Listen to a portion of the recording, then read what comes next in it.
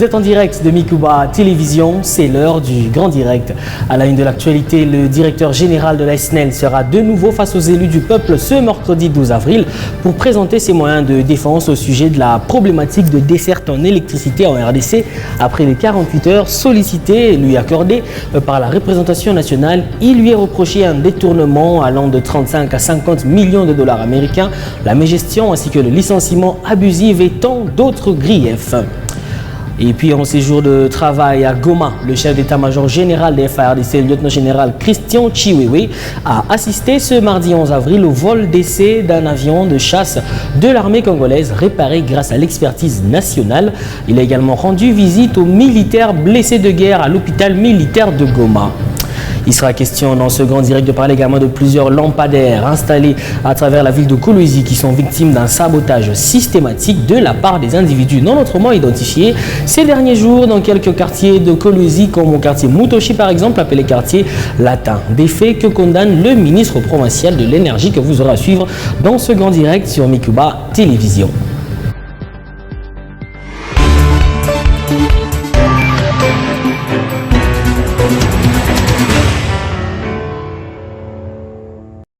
Bienvenue si vous nous rejoignez sur Mikuba Télévision. C'est ce mercredi que le directeur général de la SNEL sera de nouveau face aux élus du peuple pour présenter ses moyens de défense au sujet de la problématique de la desserte en électricité en RDC après les 48 heures sollicitées et accordées par la représentation nationale.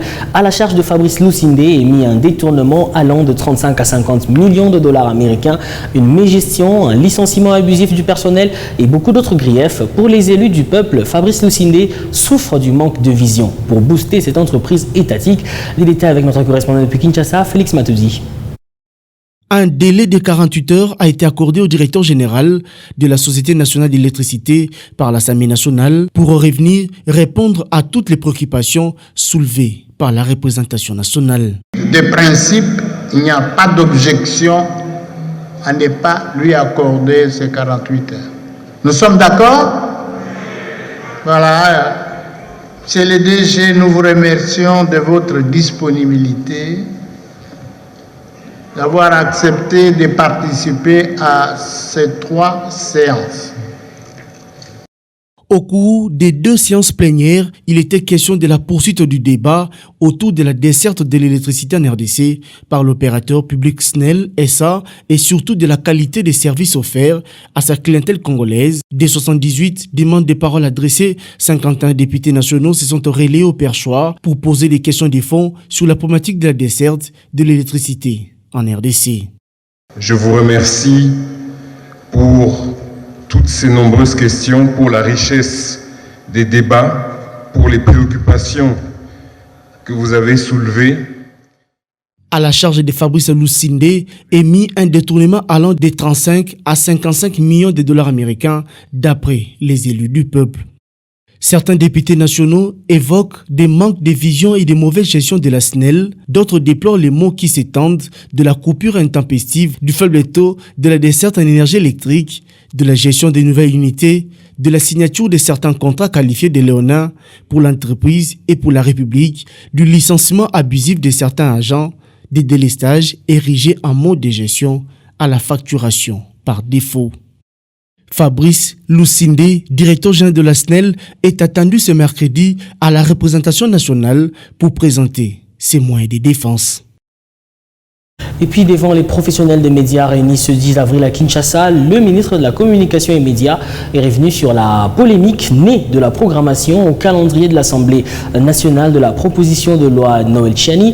Se limitant à la forme de cette proposition et aux réactions qu'elle suscite, Patrick Muyaya a précisé que la RDC était un pays démocratique où il n'existe aucun sujet tabou. Le porte-parole du gouvernement congolais a également précisé que la loi Tchiani est une initiative d'un individu et ne concerne aucunement le gouvernement, à l'instar de la Côte d'Ivoire. Prenons ce sujet avec des pincettes. Il a estimé que le fait que cette proposition soit programmée ne garantit pas son adoption par l'Assemblée nationale. Extrait des propos de Patrick Muyaya, choisi pour vous par Léo Kingu.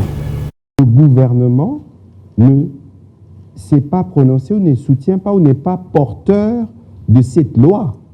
Moi, j'ai porté la loi sur les médias, vous avez suivi. C'est une loi qui est portée par un individu. qui a utilisé de son droit démocratique.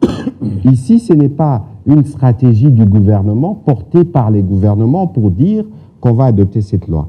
Je me réserve d'ailleurs de rappeler à ces sujets le point de vue du président de la République qui est bien connu. Et lorsque nous parlons, par exemple, du processus électoral, le président a rappelé qu'il s'assurait que tous les Congolais puissent avoir le droit de participer. Alors, pourquoi voulez-vous que le gouvernement s'exprime sur un sujet qui démontre à suffisance que la République démocratique du Congo est dans un processus de maturation de sa démocratie? Les moments venus, parce que c'est à l'Assemblée nationale que c'est là ces débats, l'Assemblée nationale consultera les gouvernements pour avis. En ce moment-là, le gouvernement pourra se prononcer. Mais le gouvernement ne peut pas commencer systématiquement à se prononcer sur tous les débats qui peuvent être suscités dans l'opinion et qui font preuve de la vitalité de notre démocratie. C'est la démocratie, il faut qu'on accepte cela.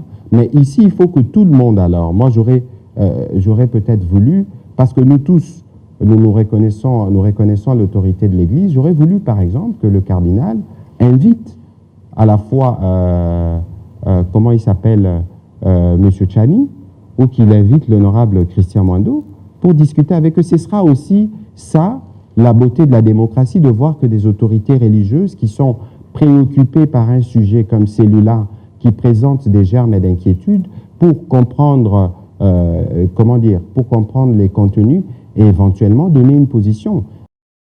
Et à 2 mois de la tenue à Kinshasa des 9e Jeux de la francophonie, Isidore Kwanja a dressé le tableau prometteur sur les contours de ces Jeux prévus du 28 juillet au 6 août à Kinshasa.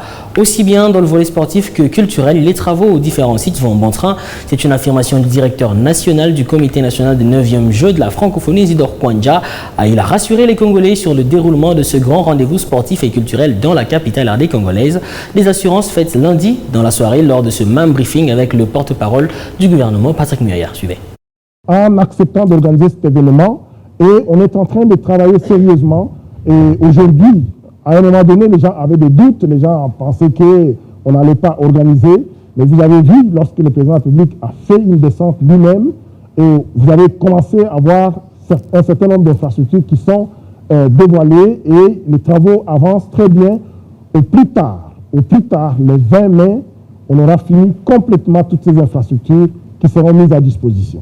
Et dans le domaine de la culture, nous avons réquisitionné un certain nombre d'infrastructures, dont notamment le Palais du Peuple, le musée qui est juste à côté, l'Académie des Beaux-Arts, le Centre Wallonie-Bruxelles, l'Institut français et l'échangeur de l'IMT qui va servir de village de partenaires. Donc, c'est un endroit où il y aura des concerts, il y aura des expositions.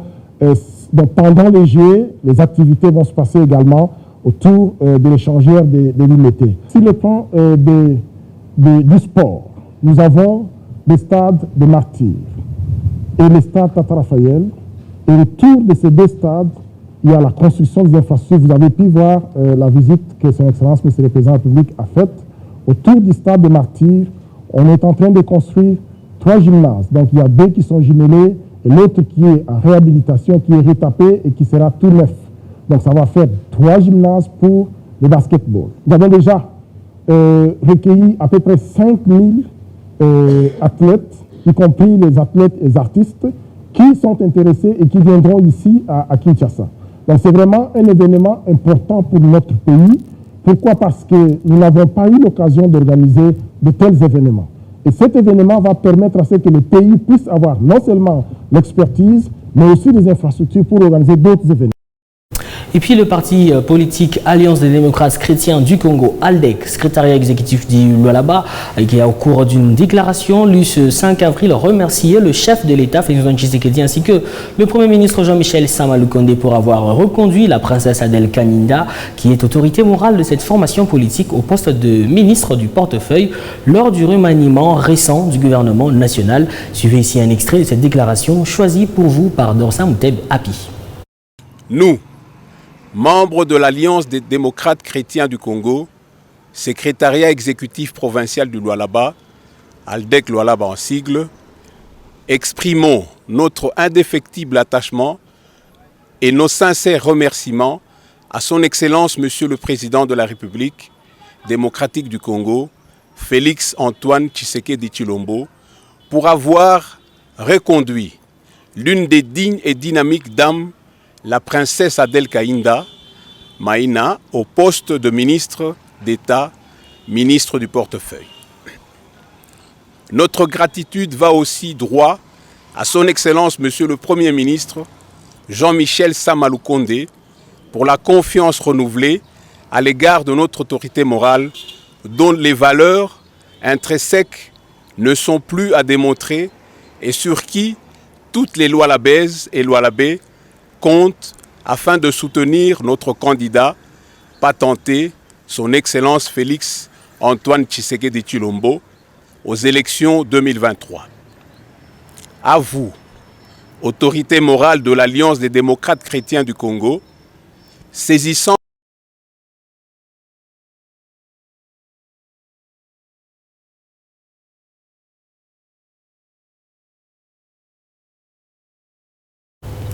Je vous l'annonçais en titre en fin de mission de travail ce mardi 11 avril à Goma. Le chef d'état-major général des forces armées de la République démocratique du Congo, le lieutenant-général Christian Chiwewe, a assisté à un vol d'essai d'un avion de chasse de l'armée congolaise reparé grâce à l'expertise nationale. Il a également rendu visite aux blessés de guerre à l'hôpital militaire de Goma. Il était avec notre correspondant sur place, Patrick Sialoua. Hôpital militaire de Goma, visité ce mardi par le chef d'état-major général des FARDC, le lieutenant-général Christian Chiwewe, enfin en mission dans cette partie du pays. Le numéro 1 de l'armée congolaise a rassuré tous les blessés de guerre dès leur prise en charge par le chef de l'État, Félix Antoine Tshisekedi Tshilombo.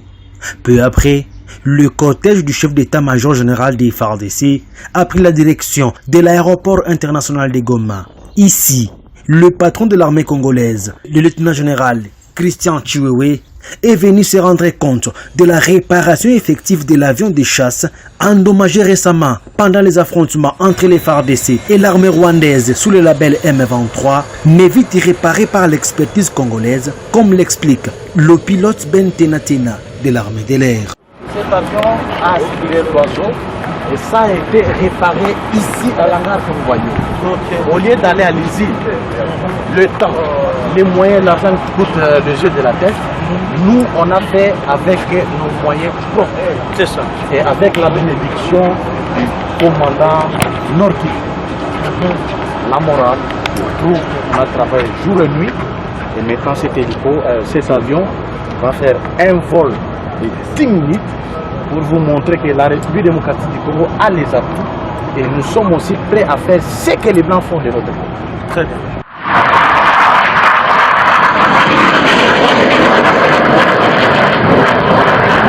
Le lieutenant-général Christian Chiwewe a été totalement satisfait du travail de qualité abattu par l'équipe de l'armée de l'air, déclare le lieutenant-colonel Njike Kaiko Guillaume, porte-parole militaire au Nord Kivu. Vous êtes sans oublier que dans les opérations contre l'M23 qui opèrent plutôt l'armée rwandaise qui opère sous le label d'M23 République démocratique du Congo, nous avons eu à utiliser aussi la troisième dimension.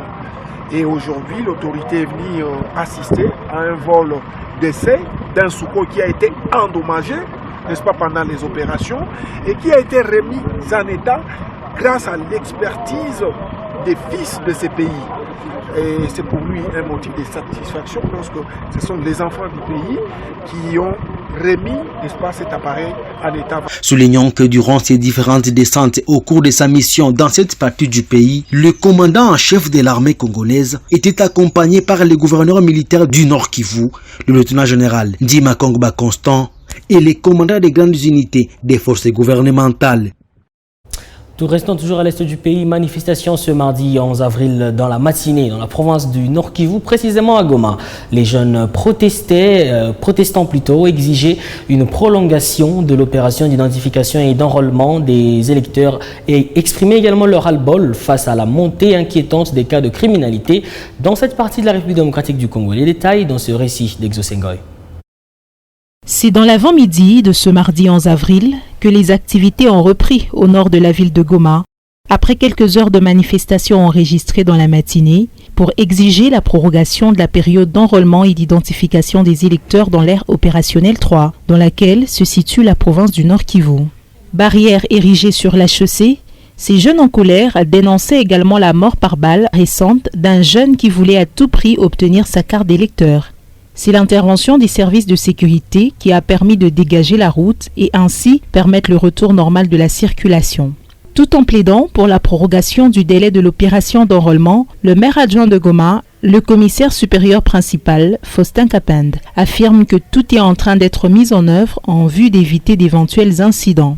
Et dans un communiqué, la CENI a invité tous les citoyens n'ayant pas encore obtenu leur carte d'électeur à se présenter devant les centres d'inscription ce mardi à 17h locales pour récupérer des jetons qui leur permettront de se faire enrôler.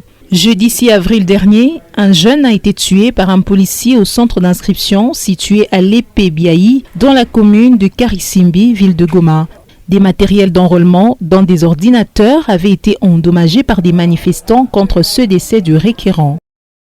Et de retour dans la province du Lualaba, ils étaient nombreux les requérants qui n'ont pas su se faire enrôler alors que la CENI a clôturé avec l'opération d'identification et d'enrôlement des électeurs. Ce mardi, à l'Assemblée provinciale du Lualaba, ils ont présenté les raisons de leur retard à l'honorable Gaston Mouchid qui leur a promis une suite favorable. Les détails dans ce reportage de la cellule de communication de l'Assemblée provinciale du Lualaba. L'Assemblée provinciale du Lualaba a été débordée de monde ce mardi 11 avril 2023. La Commission électorale nationale indépendante a clôturé avec l'opération d'identification et d'enrôlement. Voilà la raison qui a poussé ces requérants n'ayant pas pu se faire enrôler de se plaindre tout en évoquant les raisons de leur retard auprès de l'honorable Gaston Mouchid qui les a reçus.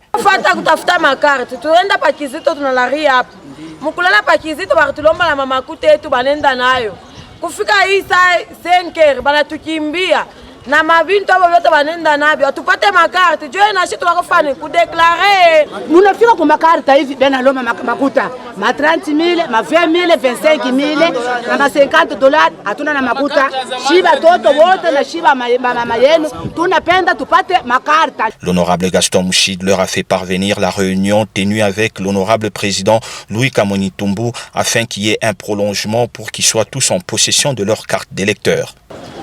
Milienda kumona honorable president Kamunyi Tumbu Mataila, tulikuwa naye mreunion. Tunatoka kuita Kinshasa, tunaita vice president wa CENI national bwana Manara. Kumonesha sema kukolwezi bantu abenesho labo makarte. Kama muna clôturer complètement ni kusema parti moja ya population aita voter, aita kwa na mkanda ya kutembea nayo. Vice president wa national wa CENI anasema mipango baribamba en general. Lakini sa vile Kolwezi ziko na mambo yake, beko na réunion leo 15h. Ile réunion basumbulie kwa mambo ya Kolwezi parce que président wetu Kamunyi anabonisha sema sinon hakuna namna parce que bale banabakia beko mingi. Angara mbele bwingi yenu. Sasa mwangere bale beko manyumba.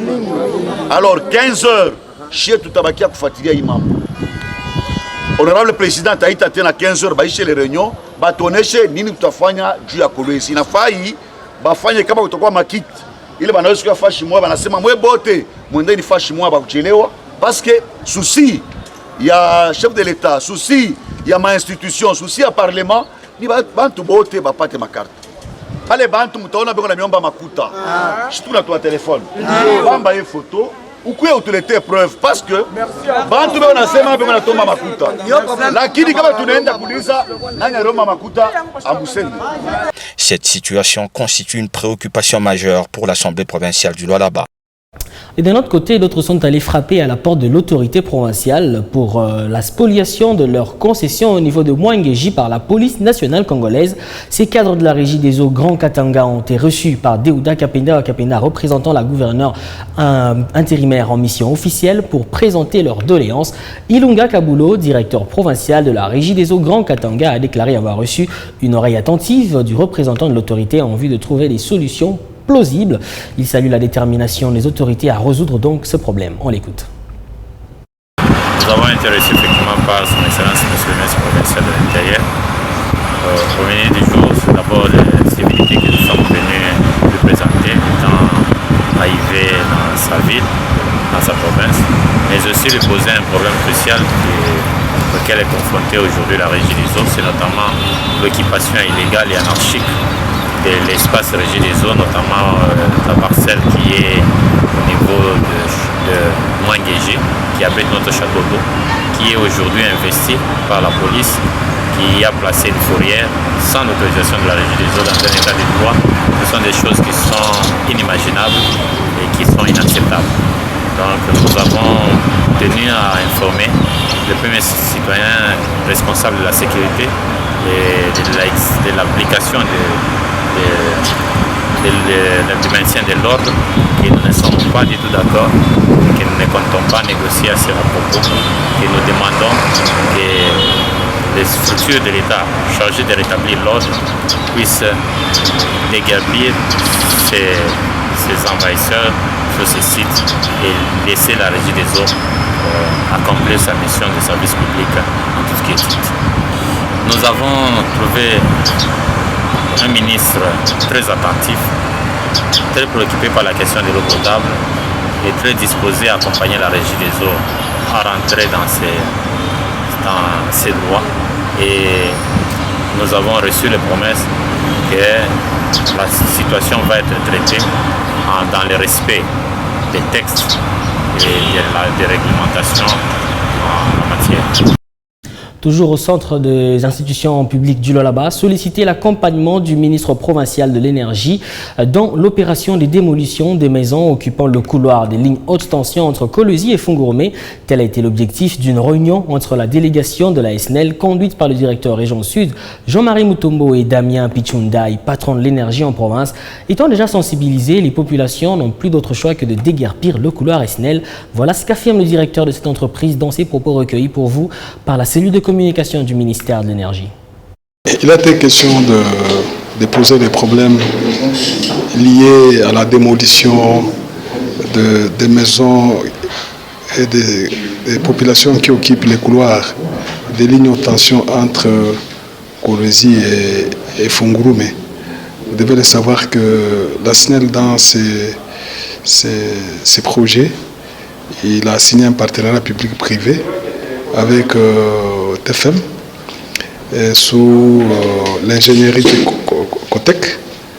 Alors ces projets consistent en quoi? Consistent à la réhabilitation de la ligne haute tension 220 Kolwezi Fungurumé, que nous avons appelée la ligne 21, dévandalisée, et aussi réhabiliter, créer une nouvelle.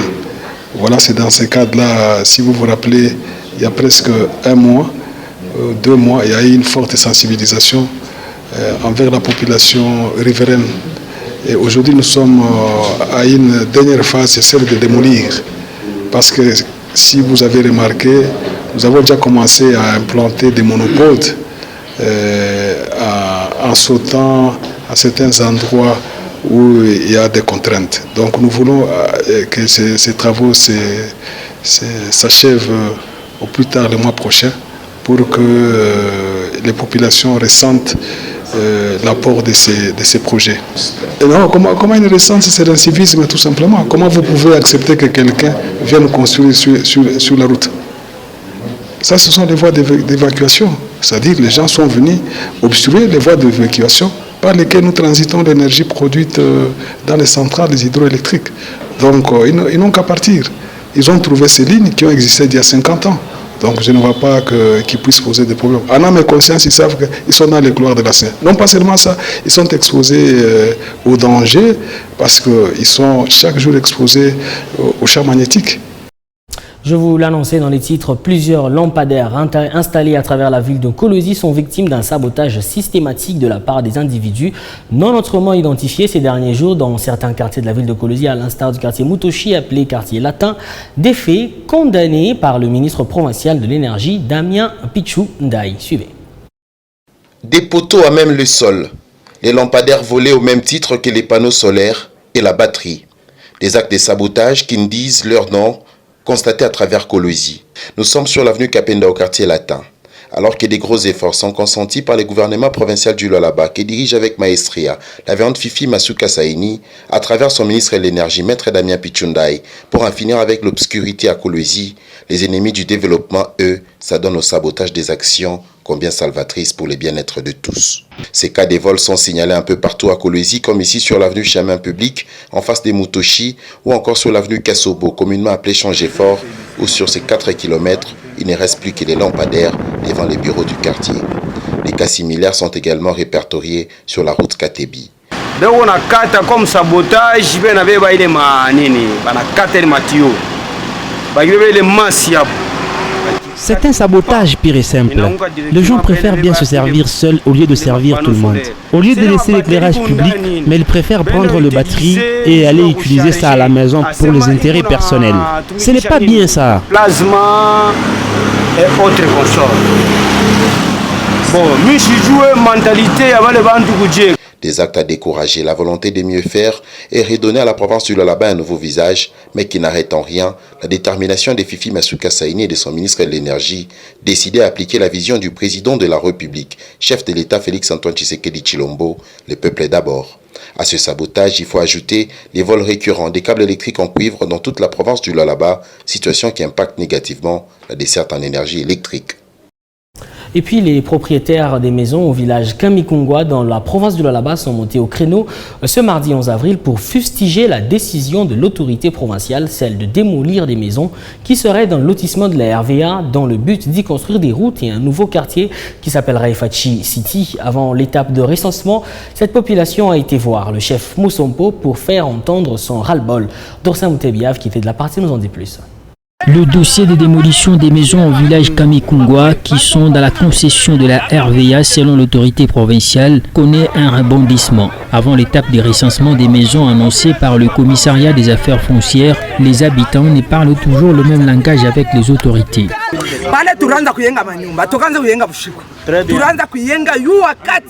na ba autorité baranza kupita pale beko netu ndio vile na urbanisme alikuwa makuta yetu anakuria na cadastre alikuwa na borne na mambango wote maborne ile natoka mais leo. Nous avons construit nos maisons dans la légalité. Le service de l'urbanisme était celui des cadastres, passé pour percevoir l'argent et placer les bornes. Mais pourquoi aujourd'hui les autorités doivent prendre la mesure de démolir nos maisons? Nous n'allons pas céder cette fois-ci.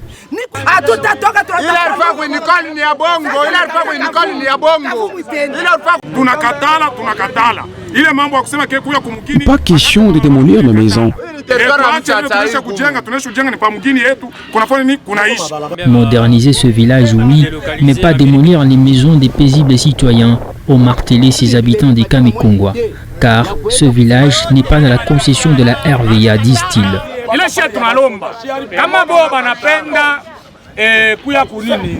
Moderniser les cités. Chia tukatala pana. Tout besoin na cité yendele. Mais ba faut il est ordre bana pas tapale. D'ailleurs peut ni à peu près quelques maisons si je ne me trompe pas n'est-ce que 500 maisons. Est-ce que les 500 maisons n'est-ce que touche à toute province yote mujim. S'ils veulent moderniser ces villages, qu'ils les fassent dans les normes en respectant les premiers occupants. Nous avons déjà beaucoup dépensé et n'allons pas accepter de perdre nos maisons. Kama bo bana tafuta kuya kunini moderniser les cités bakuye musite basumburie na chef coutumier bafate ordre ile banapata pale ba respecter bale ba premier occupant be pale entre autres bale ba villageois be pale parce que si trouve villageois. Dans une correspondance du 12 mars dernier, le commissaire des affaires foncières a appelé au bon sens les occupants des maisons et à se conformer aux dispositions prises. Le recensement est annoncé pour ce mercredi 12 avril. Et justement, selon le commissaire aux affaires foncières, ce lotissement appartiendrait à la régie des voies aériennes. La décision prise n'est pas celle de démolir des maisons, mais plutôt de sensibiliser la population, d'identifier les maisons et terrains vides, mais mettre au courant plutôt du projet qui sera réalisé sur ce site. Selon Jean-Pierre Kalenga, ce projet ne va pas impacter tous les propriétaires des maisons du village Kamikungwa, à part ceux qui vont se trouver sur l'espace où seront tracées les routes. Le commissaire promet donc de donner plus de lumière sur ce dossier le mercredi prochain. Et c'est par là qu'on va mettre un terme à cette édition du journal sur Mikuba Télévision. Merci à vous tous de nous avoir suivis. Au revoir.